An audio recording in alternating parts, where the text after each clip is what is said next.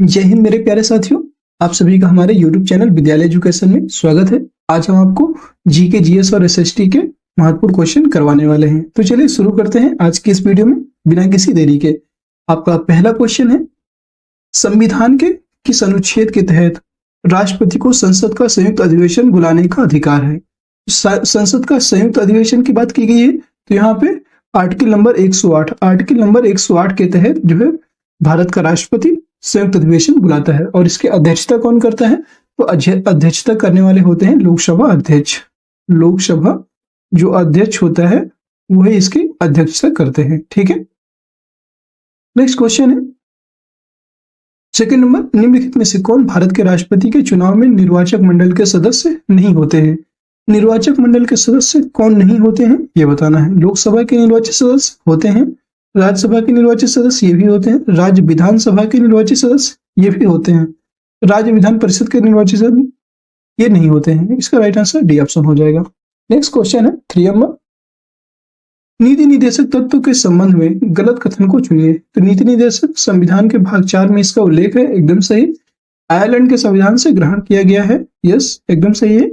Doctor B R. Ambedkar ने इसे संविधान की अनोखी विशेषता कहा है, ये भी इसका सही है। आर्टिकल 32 को कहा है संविधान की आत्मा।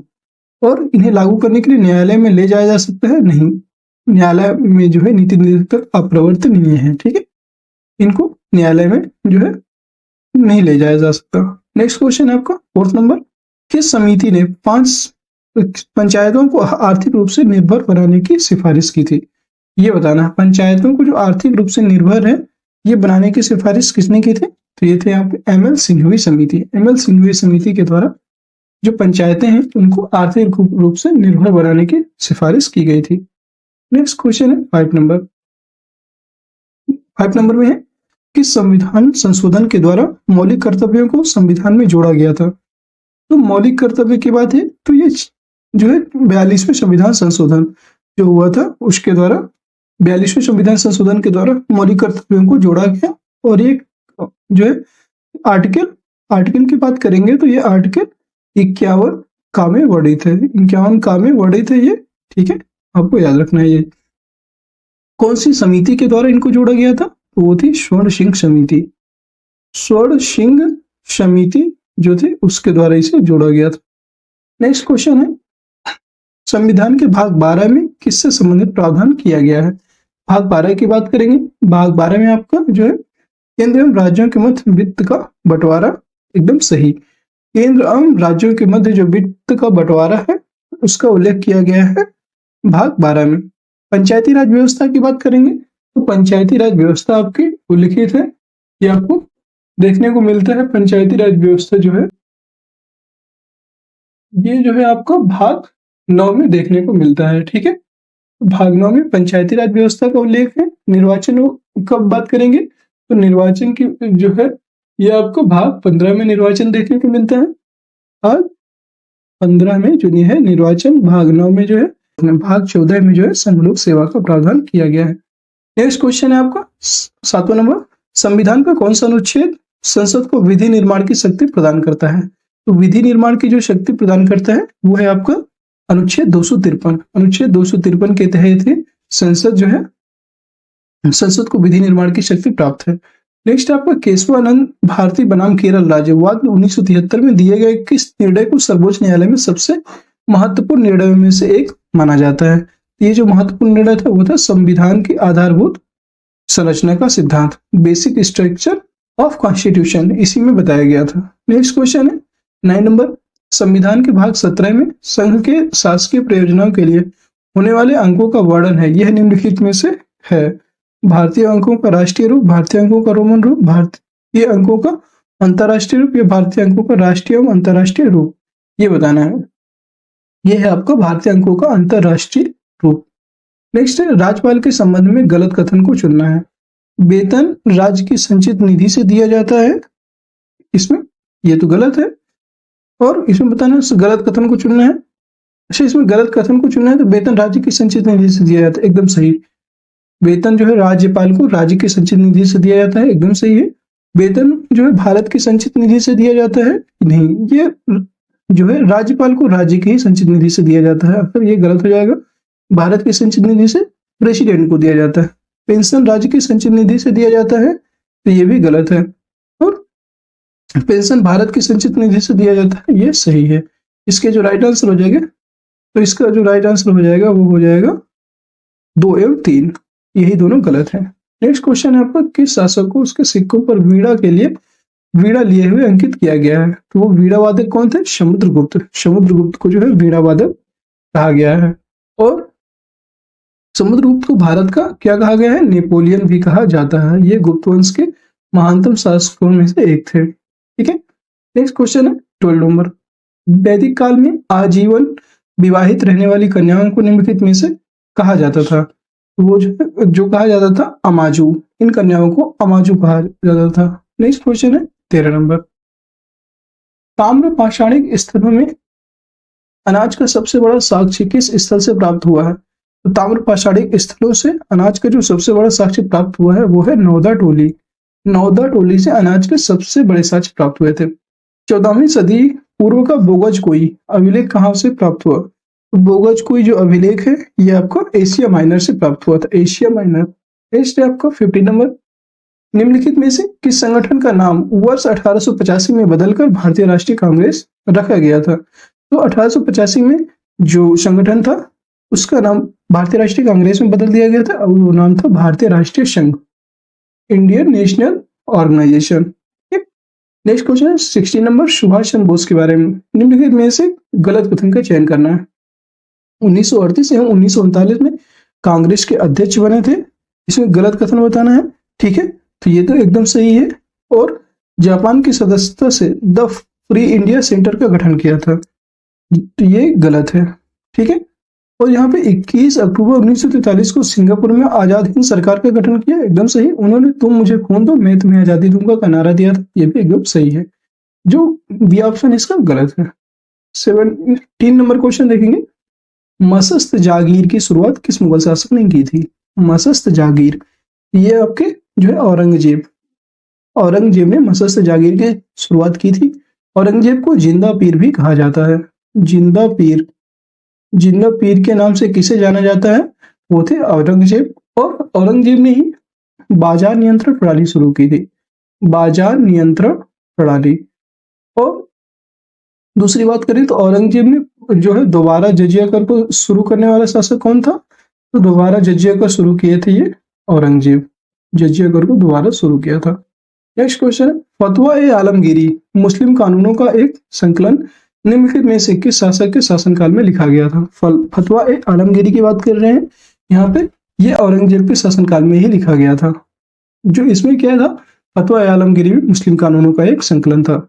नादिर शाह, तो नादिर शाह की बात करेंगे तो नादिर शाह जो है भारत से कोहिनूर हीरा लेकर गया था। ठीक है, और ये किसके शासनकाल में तो जो आपके मुगल शासक जो रंगीला थे, जिनको हम उपनाम रंगीला था, उन्हीं के शासनकाल में ये जो है लेकर के गए थे यहाँ से।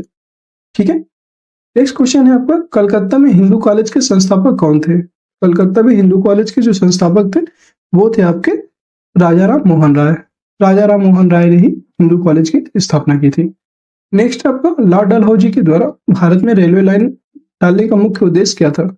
तो जो डलहौजी थे व्यापार और वाणिज्य को जो बढ़ावा देना था, गलत।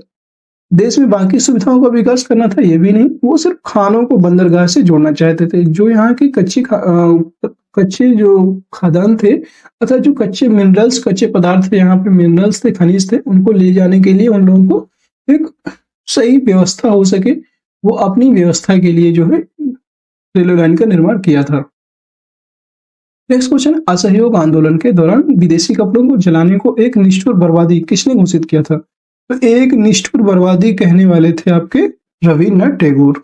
रविन्द्रनाथ टैगोर जी ने ही इसको एक निष्ठुर बर्बादी का नाम दिया था। द्वितीय गोलमेज सम्मेलन में कांग्रेस का प्रतिनिधित्व किसने किया था? तो द्वितीय गोलमेज सम्मेलन में कांग्रेस का प्रतिनिधित्व करने वाले थे महात्मा गांधी। महात्मा गांधी जी सिर्फ द्वितीय गोलमेज सम्मेलन में ही भाग लिए थे और ये 1931 में हुआ था द्वितीय गोलमेज सम्मेलन। नेक्स्ट क्वेश्चन है आपका, निम्नलिखित ब्रिटिश प्रधानमंत्रियों में से किसने भारत में क्रिप्स मिशन भेजा था? तो क्रिप्स मिशन भेजने वाले थे Stanley Baldwin, Ramsay MacDonald, Winston Churchill या नेविल चैम्बरलेन। जिन्हें भेजा था उनका नाम था विंस्टन चर्चिल। चर्चिल ने 1942 में क्रिप्स मिशन भेजा था। नेक्स्ट क्वेश्चन है 24। निम्नलिखित सूचियों का सही मिलान कीजिए। केसर का जो उत्पादन होता है, शीर्ष उत्पादन क्षेत्र बताना है। केसर का जो शीर्ष उत्पादन क्षेत्र होता है वो है आपका जो है यहाँ पे हो जाएगा जम्मू कश्मीर। फिर इसके बाद काली मिर्च सबसे ज्यादा जो होती है केरल में।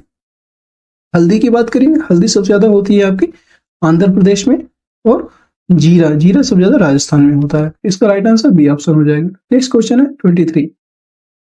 किस कीमत को किसानों के लिए बीमा कीमत की संज्ञा दी जाती है? मंडी कीमत, सामान्य कीमत, न्यूनतम समर्थन मूल्य या वसूली खरीद मूल्य?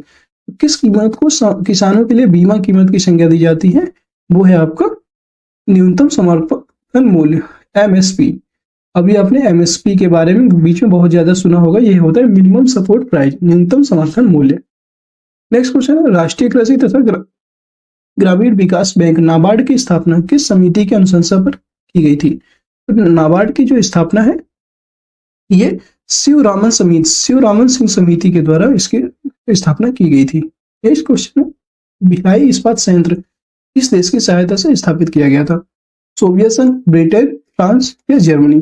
भिलाई इस्पात संयंत्र को जो है सोवियत संघ तो रूस की सहायता से स्थापित किया गया था।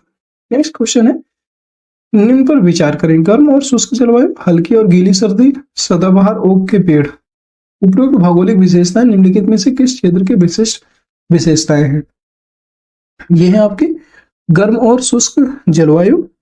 ये मेन रूप से कहाँ हो जाएगा? भूमध्य सागरीय वाले प्रदेश में। हल्की और गीली सर्दियां, सदाबहार ओक के पेड़ जो है यही भूमध्य सागर मेडिटेरियन सी जो है उस क्षेत्र में यहाँ पे मिलते हैं। नेक्स्ट क्वेश्चन है आपका निम्नलिखित में से कौन एक सही सुमेलित नहीं है? बड़ा लाचा दर्रा, ये दर्रों की बात की गई है। यहाँ पे बड़ा लाचा दर्रा जो है ये स्थित है आपका हिमाचल प्रदेश में, एकदम सही। शिव किला भी हिमाचल प्रदेश में स्थित है। माना दर्रा आपका माना नीति, और ये आपको माना दर्रा सिक्किम में नहीं है, जेलेपला सिक्किम में है। ठीक है, माना दर्रा आपका उत्तराखंड में है, इसलिए इसका राइट आंसर हो जाएगा माना। नेक्स्ट क्वेश्चन है नामचा बरुआ जो है हिमालय के किस श्रेणी में स्थित है? तो नामचा बरुआ आपका स्थित है हिमाद्री या बृहद हिमालय। नेक्स्ट क्वेश्चन है नदियों की विसर्प वाहिका जो गोखुर झील के रूप में पाई जाती है क्या कहलाती है?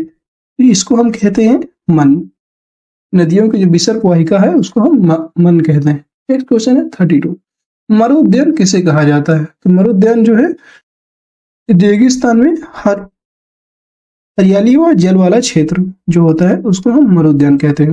नेक्स्ट क्वेश्चन आपका 33। निम्नलिखित घास के मैदानों में से कौन सही सुमेलित है?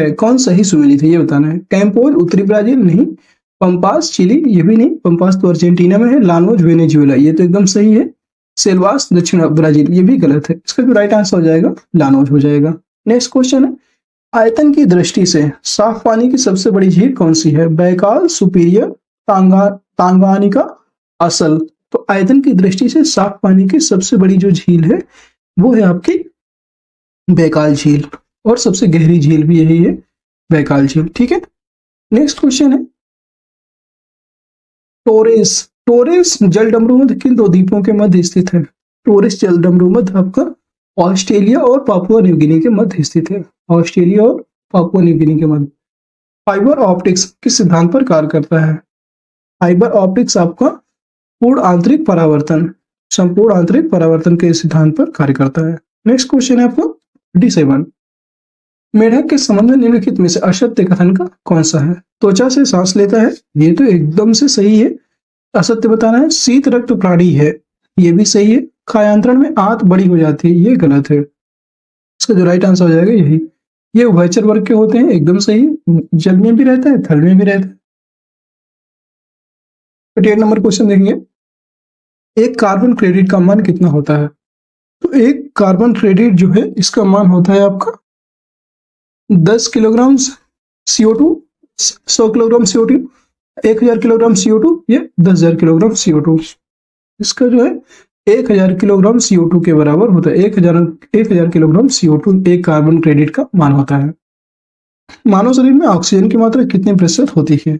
मानव जो शरीर होता है इसमें ऑक्सीजन की मात्रा 65% होती है। बहुत नया क्वेश्चन है ये, कभी बहुत है कि आपने पढ़ा होगा। मानव शरीर में ऑक्सीजन की मात्रा याद रखना है 65%। निम्नलिखित में से कौन सुमेलित नहीं है? मैग्नीशियम आतिशबाजी में प्रयोग होता है, ये तो एकदम से सही है। मैग्नीज फर्टिलाइजर एकदम सही। टंगस्टन इलेक्ट्रिक बल्ब में प्रयोग होता है, एकदम सही। तांबा का गैल्वेनीकरण नहीं, तांबे का गैल्वेनीकरण नहीं उपयोग किया जाता है। इसका राइट आंसर है तांबा। नेक्स्ट क्वेश्चन है, निम्नलिखित में से किसकी मात्रा अम्ल वर्षा में सबसे अधिक होती है? अम्ल वर्षा में जो सबसे अधिक होता है वो सल्फ्यूरिक एसिड होता है, अर्थात H2SO4। 42 क्वेश्चन देखेंगे हम। एकदम ये रैपिड फायर आपका रैपिड क्लास होने वाली है। अब आपके पास नो टाइम, कोई टाइम नहीं है बात करने का, सिर्फ आपके क्वेश्चन करिए और रिवीजन करिए बस। सांस लेने एवं छोड़ने की क्रिया के दौरान कौन सी गैस की मात्रा प्रभावित नहीं होती है? तो सांस लेने और छोड़ने की क्रिया के दौरान जो है कार्बन डाइऑक्साइड, ऑक्सीजन, नाइट्रोजन या जलवाष्प कौन सी प्रभावित नहीं होती है? वो है आपके नाइट्रोजन। नाइट्रोजन का कोई लेना देना नहीं होता है। नेक्स्ट है, दूध का अपेक्षिक घनत्व किससे मापा जाता है? तो दूध का जो अपेक्षिक घनत्व है वो मापा जाएगा लैक्टोमीटर से। ठीक है। नेक्स्ट क्वेश्चन है आपका 44। निम्नलिखित तत्वों में से पृथ्वी पर सबसे भारी प्राकृतिक तत्व कौन सा है? यूरेनियम, सोना, कैल्शियम, मरकरी। तो सबसे जो है पृथ्वी पर सबसे भारी प्राकृतिक तत्व की बात करेंगे वो है यूरेनियम। निम्नलिखित में से कौन सा तना का उदाहरण नहीं है? आलू है, शकरकंद भी है, अदरक और गन्ना। तो यहाँ पे जो है तना का उदाहरण नहीं है, तो शकरकंद यहाँ पे जो है तने के उदाहरण नहीं रख। अच्छा हाँ, गन्ना तो तना का उदाहरण होता है, अदरक भी होता है, ये शकरकंद नहीं होगा, यही इसका राइट आंसर हो जाएगा। नेक्स्ट क्वेश्चन है आपका 46। आमाशय तथा क्षुद्रांत द्वारा यकृत में पोषण युक्त रक्त पहुंचती है उस वाहिका का नाम क्या है? तो उस वाहिका का जो नाम है वो है यकृत प्रवेश द्वार शिरा। यकृत प्रवेश द्वार शिरा। नेक्स्ट क्वेश्चन है, मलेरिया से प्रभावित होने वाला अंग कौन सा है? तो मलेरिया से आपका सबसे ज्यादा जो प्रभावित होता है वो है प्लीहा। ठीक है। नेक्स्ट क्वेश्चन है 48। वस्त्र निर्माण में प्रयोग में लाए जाने वाले ऐसे पदार्थ जिनका स्रोत पादप से नहीं होता है वो क्या कहलाते हैं? तो वो कहलाते हैं आपको संश्लिष्ट तंतु, प्राकृतिक तंतु, असंश्लिष्ट तंतु या तंतु। वस्त्र निर्माण में प्रयोग में लाए जाने वाले ऐसे पदार्थ जिनका स्रोत पादप नहीं होता है वो आपके होते हैं संश्लिष्ट तत्व, मतलब संश्लेषित किया जाता है। नेक्स्ट है, निम्नलिखित में से कौन सा आनुवंशिक रोग नहीं है? तो इसमें जो है आनुवंशिक रोग जो नहीं है वो है आपका डेमेंशिया, ये तो है। टर्नर सिंड्रोम जो है डेमेंशिया जो है अनुवांशिक रोग की श्रेणी में नहीं आता है। ठीक है। टर्नर सिंड्रोम होता है, वर्णांतर भी अनुवांशिक होता है, हीमोफीलिया भी अनुवांशिक होता है। इसमें बता रहे हैं कौन सा नहीं है, तो ये डेमेंशिया नहीं है। हमारे शरीर को मुख्य रूप से ऊर्जा प्रदान करता है कार्बोहाइड्रेट, प्रोटीन, विटामिन या वसा। तो हमारे शरीर को मुख्य रूप से जो ऊर्जा प्रदान करता है वो है आपका कार्बोहाइड्रेट। आज की क्लास यहीं तक और आपके क्वेश्चन यहीं पे समाप्त हो जाते हैं। आपको क्लास कैसी लगे कमेंट सेक्शन में जरूर बताइएगा। अगर क्लास आपको पसंद है तो लाइक करिए, शेयर करिए और चैनल में नए हैं तो चैनल को सब्सक्राइब करना मत भूलिएगा। आज के लिए बस इतने। जय हिंद, जय भारत।